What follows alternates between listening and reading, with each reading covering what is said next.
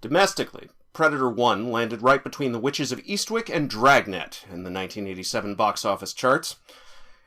And I could write a whole history class about just that sentence alone, but I'll secure that rant for now in the name of sticking to the subject. 20th Century Fox producer Joel Silver immediately asked the Thomases back for a sequel. They pitched him several ideas, including the Predator 2 we have today. The idea of moving the action to a city, 10 years down the timeline. Silver had seen and liked Nightmare on Elm Street 5, The Dream Child. No accounting for taste, I guess. And so hired its director, Stephen Hopkins, while the Thomases were scripting. Our director and writers supposedly collaborated on various scenes and set pieces throughout, and I like to think their work speaks for itself. But I've spent my whole life hearing people moan about how Predator 2 is a lesser film than its predecessor, so I guess it's up to me to speak for it. Once again, my parents were very cool, so I saw this movie probably way before I should have.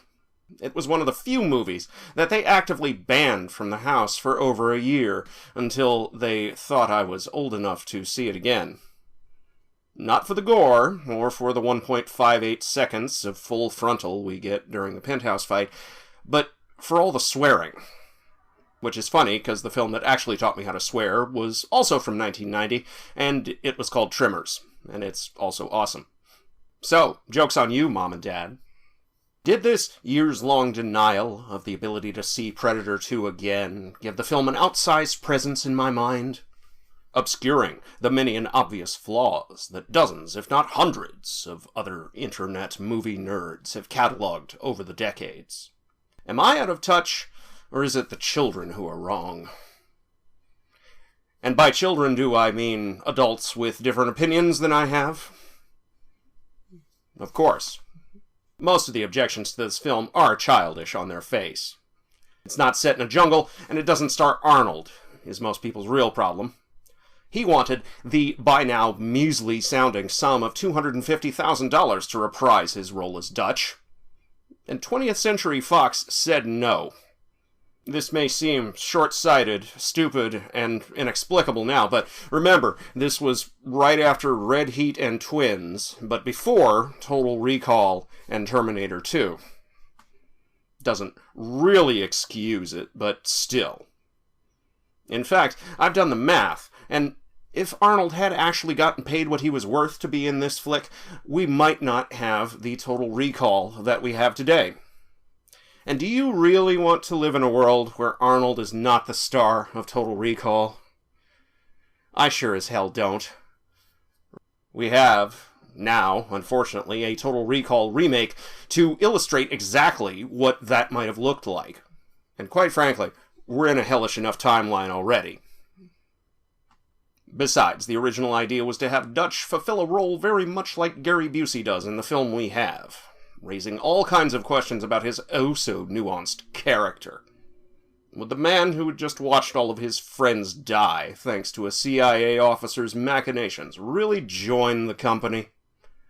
Even if they built a whole boutique anti-predator division around what is really their only living qualified field agent? That's assuming they didn't just throw him into a lab to be poked at by whitecoats until the 32 flavors of cancer he probably caught from that Risk nuke finally shuffled him off this mortal coil.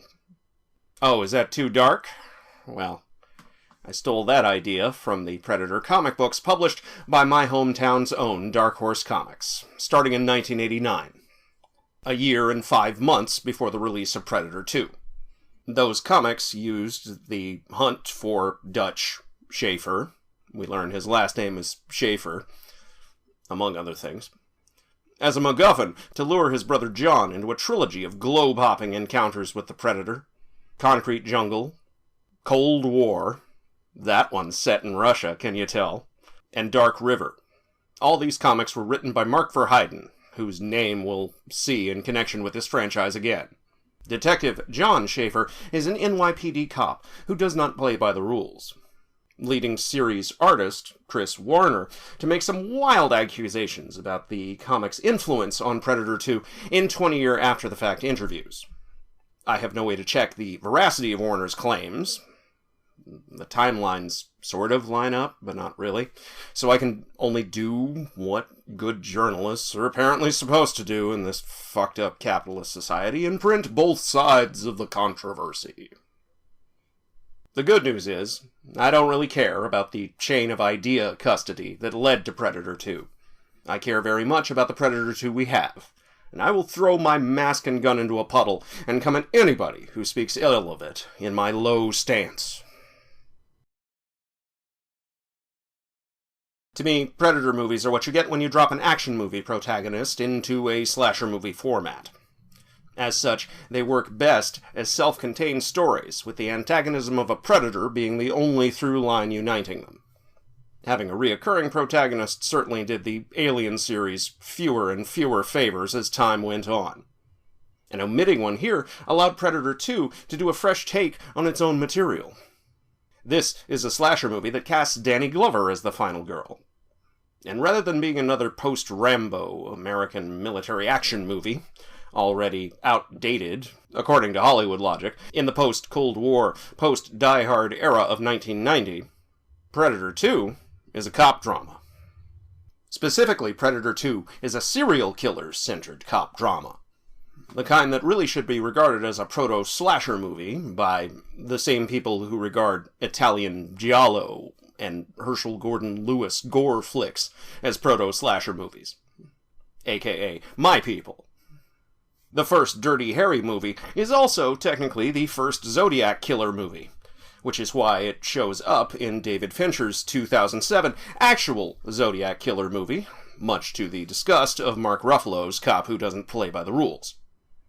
Crucially, both in Zodiac, the movie, and in real life, the rule Ruffalo's cop doesn't play by is don't talk to journalists, rather than don't summarily execute people in the street. You can tell Predator 2 is a post-Dirty Harry cop drama because the Predator becomes a serial killer obsessed with his cop protagonist. Just as Scorpio became obsessed with Harry to his eventual downfall and Harry's temporary retirement. Which brings us to Danny Glover, who at this point had already starred in 2 blockbuster cop dramas, though, crucially, as the cop who plays by the rules. This alone was enough to convince an unfortunate number of movie fans, both then and since, that he was unqualified to be a Predator movie protagonist. I can almost see the fear of typecasting sweating its way through this incredibly sweaty performance.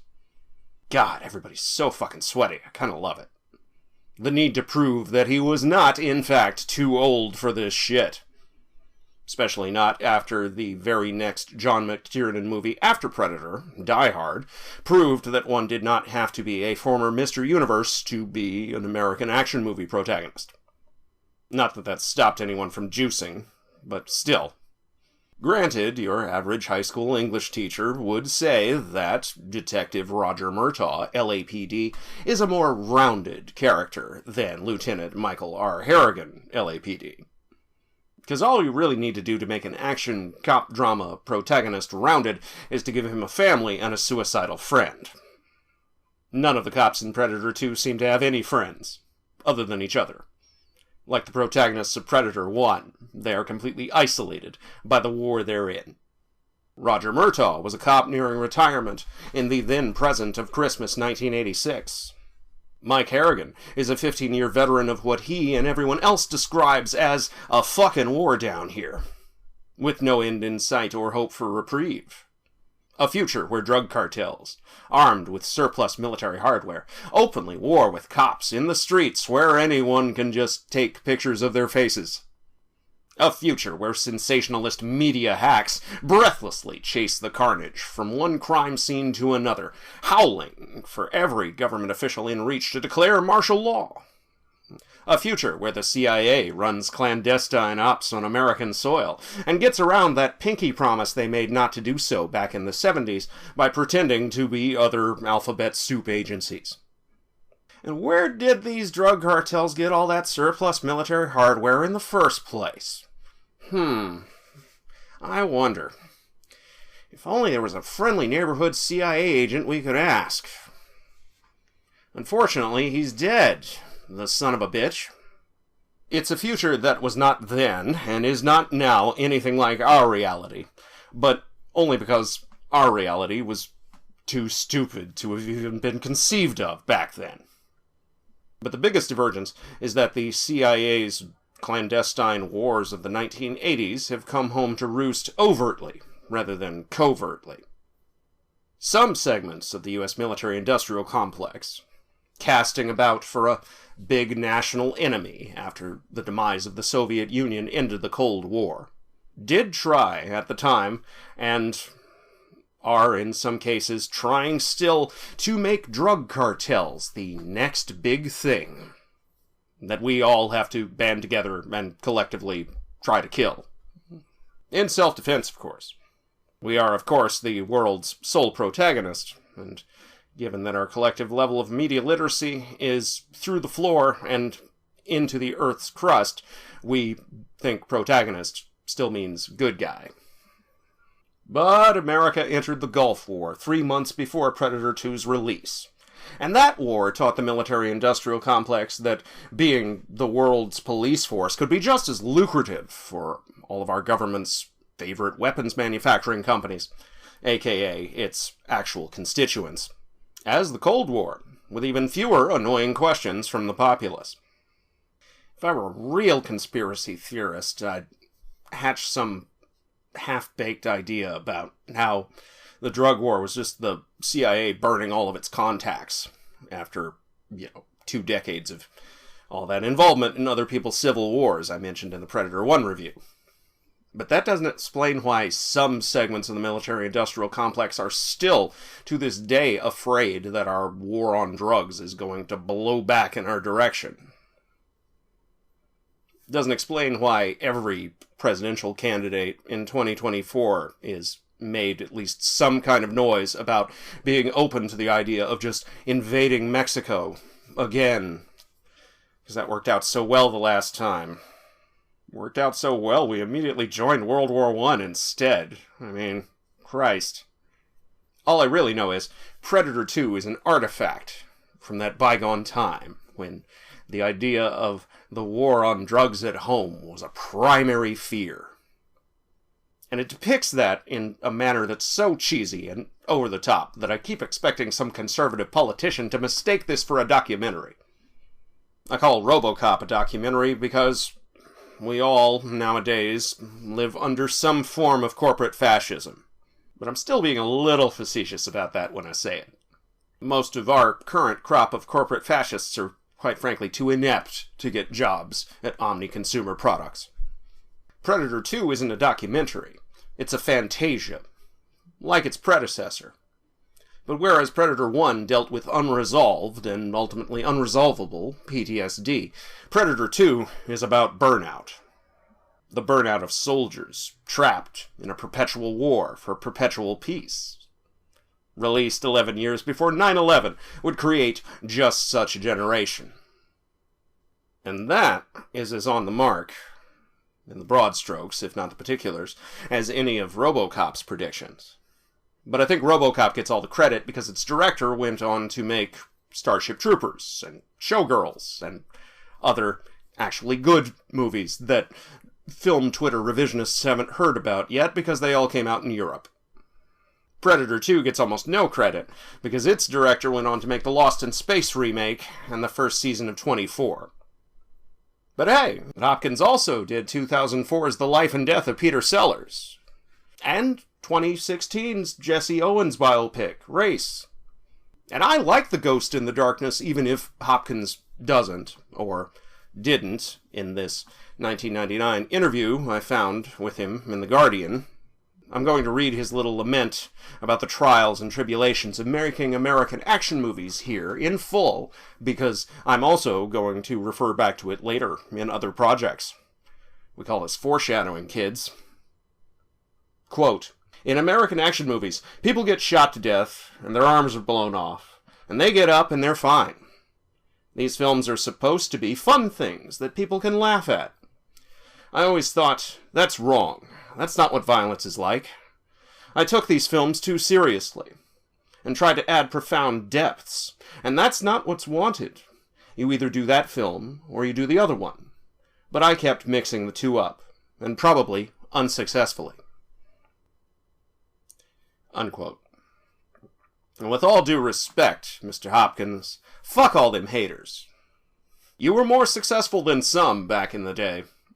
You were just quieter about it. Probably scared of getting labeled pretentious, the most vile slur one could lob at an action movie director in the 90s. But in an age dominated by fun action movies made to be laughed at, movies that wear their lack of depth proudly, and whose fans brag about it, as if being dumb were an achievement, I, for one, relish the attempts Hopkins made back in the day. Even scraps are still food to the starving. You, Mr. Hopkins, and a handful of others, fell down running so the Wachowskis could come along and try and teach us all how to fly. It's not your fault that some people turned their noses up at your efforts, or learned all the wrong lessons from them. Like the man, and then the Predator says, shit happens.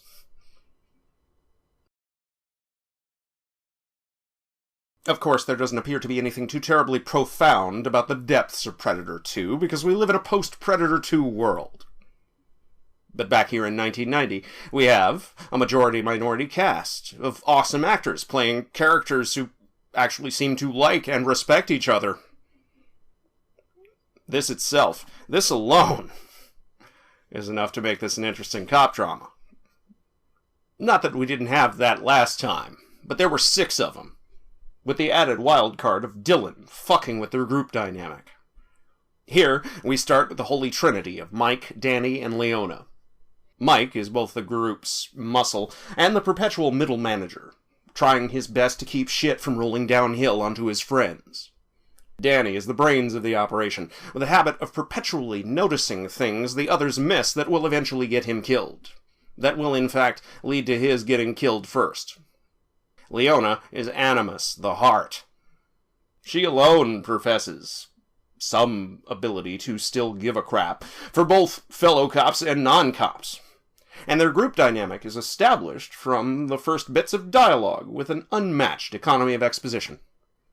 Bill Paxton, in perhaps his most young Bill Paxton-ish role as Jerry Lambert, the Lone Ranger of Rapid Station, comes in early on as the lone wild card. The arrogant hotshot who has to earn everyone else's respect. But goddammit if he doesn't get it by the end. Soloing a Predator in confined space so Leona can rescue a trainload of civilians. It's no wonder the Predator takes his head. Jerry earned his respect and mine, even though I doubt he'd appreciate it. I do, though, because it cements several things that Predator 1 only implied, or only stated outright very near the end, just before the time for talking stopped. Moving from an active war zone to the human hive of L.A. gives this Predator more opportunity to showcase what he, and his species, or at least the demographic of his species that he belongs to, actually cares about. Everyone in whatever country Predator 1 is set was a potential target, as long as they picked up a gun. And there was a sense that Predator chose his hunting ground for that reason as much as the climate. The presence of Team Dutch was a nice bonus on what was already a successful outing. And it's pretty clear any random group of heavily armed assholes would have done just as well, because Team Dutch comes across the corpses of the last one. The war zone that is this alternate 1997 L.A. does clearly pique the Predator's interest. But it's Lieutenant Michael R. Harrigan getting a quad feed with a shotgun that actually gets the Predator's attention. There's a moment in every Predator movie, and I'm sad to say it took me all the way to Prey to recognize this, where the Predator first catches sight of the protagonist. And while I can't read the text on their heads-up displays, I'm pretty sure that, whatever it says, it actually says, Protagonist, the most dangerous game. For this Predator, the quest to take on Mike really is personal from the jump. And I can see in the progression of his victims a quest to make it personal for Mike as well. First he kills the Colombians and Jamaicans, Mike's obvious enemies, in an attempt to prove that he is also a worthy opponent. Superior to the human opponents Mike is wasting his time with. Then he starts killing Mike's friends and taking their stuff so he can leave it behind as evidence that he's watching. "He's playing with you, Mike," Leona says later on. Correctly. And all of the Predator's attacks are an attempt to get Mike to play back. The Predator declines several opportunities to kill Mike outright. Because this whole movie is one long 1v1 me, bro. The Predator only gets into it after Mike gets into it. Because otherwise, really, where would the fun be? And just like last time, when a $1 Million Soldier defeated the Predator with the most basic tools in the human arsenal, here we have an LAPD lieutenant systematically stripped of all the advantages that station in society grants him, until he's forced to defeat the Predator in what amounts to a good old-fashioned knife fight. A knife fight that he only really wins, in the end, by playing possum. Idiots find this unbelievable because Danny Glover only gets one opportunity to take his shirt off way early on. As if Mike's defeat of an opponent who's down 2/3 of an arm and walking around with a whole tube's worth of shotgun pellets in his torso is somehow unearned. This isn't quite the early 90s equivalent of Ray from Nowhere getting labeled a Mary Sue for barely holding her own against an emotionally distraught opponent who's bleeding from multiple stab and gunshot wounds, and even then only through recourse to space magic. But it's about the clearest analogy I can think of at the moment. Besides, and here's something missing from far too many modern movies, there's a back-and-forth energy to Mike's confrontation with his Predator that I find, honestly, more dramatic than Dutch's confrontation with his. Once they get into it, almost all they do is destroy each other's remaining advantages. Again, the Predator's greatest weakness is arrogance. He thinks by the end that he's beaten Mike down, not knowing Mike already started this movie beaten down by the circumstances of his own genre and era. Historians really should study the war on drugs as America's first forever war. Despite being started by one singular president, Nixon, to try and get one over on his domestic political enemies, the anti-war and civil rights movement, it quickly spiraled out of control once every cop shop in the country realized they could get hella money and hella surplus military hardware out of this. And then they could turn around and complain about how hard fighting the war was, as if winning it was ever the point. This was already apparent in 1990. And so, welcome to the war, Mike says to Jerry at the conclusion of his little speech. His only speech. Right after he's told Deputy Chief Robert Davi, "Don't let this get out, Phil, but it's a fucking war down here." Like any good military campaign, they know the enemy's names, strengths, and positions. But the logic of war keeps them mashing frontline troops against each other endlessly, as if that'll ever prove anything. It's a stultifying status quo that no one even questions. Until an alien trophy hunter arrives to break it all up. By sparing a little kid with a toy gun, and a pregnant lady, this Predator proves himself to be more honorable than the IRL LAPD. But this fictional LAPD's a little better. Its out-of-touch leadership is more concerned with flagrant disregard for policy, and potentially stepping on federal toes, than, say, the open conflicts in the streets, or the toll they take on all involved. And here's a deep cut I don't see anybody comment on. Speaking of literacy levels being, like, through the floor and into the Earth's crust, Mike's immediate superior is named Captain B. Pilgrim. Billy Pilgrim is the protagonist of Kurt Vonnegut's novel Slaughterhouse-Five. Slaughterhouse-Five is about a lot of things, including the difference between fatalism and defeatism. But over the course of the novel, Slaughterhouse-Five's Billy Pilgrim gets abducted by aliens, who experience time in a manner that my people these days would most commonly associate with Watchmen's Dr. Manhattan. Able to see all points, and experience all points of the past, present, and future pretty much simultaneously. In consequence, they respond to any event, no matter how happy or horrible, with the same utilitarian "so it goes." a mantra that Billy Pilgrim adopts as the novel goes on, and he either becomes unstuck in time, like his one-time abductors, or, and this always struck me as the more horrifying possibility, begins to sense the edges of the fourth wall, and perhaps realize that he's the protagonist in a Kurt Vonnegut novel. Definitely an uncomfortable thought. And it's not as bad as being, say, a Philip K. Dick or Stephen King protagonist, but, really could go either way. I cannot believe this little Easter egg, as we'd call it nowadays, is anything other than intentional, because Predator 2's world is very much a and so it goes kind of world. At least at the start. Both in the relative microcosm of drug war-torn LA, and in the wider macrocosm of the story of the Predator's species' interaction with our species.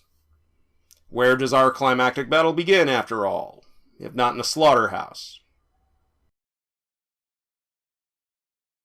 Special Agent Peter Keyes, not the DEA, name drops Iwo Jima, Cambodia, and Beirut as sites of previous Predator incursions, letting us know that even the CIA's knowledge of the Predators is old hat to at least somebody.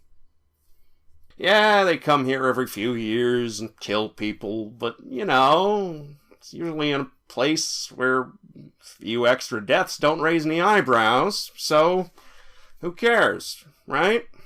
So it goes.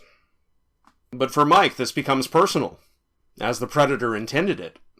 This was a massive disruption in Mike's and so it goes routine, even before his friends started dying. A new player in town, requiring the reactivation of all Mike's and his friends' atrophied investigative skills. 3 out of the 4 of them are detectives, after all, and Mike must have been one at one point.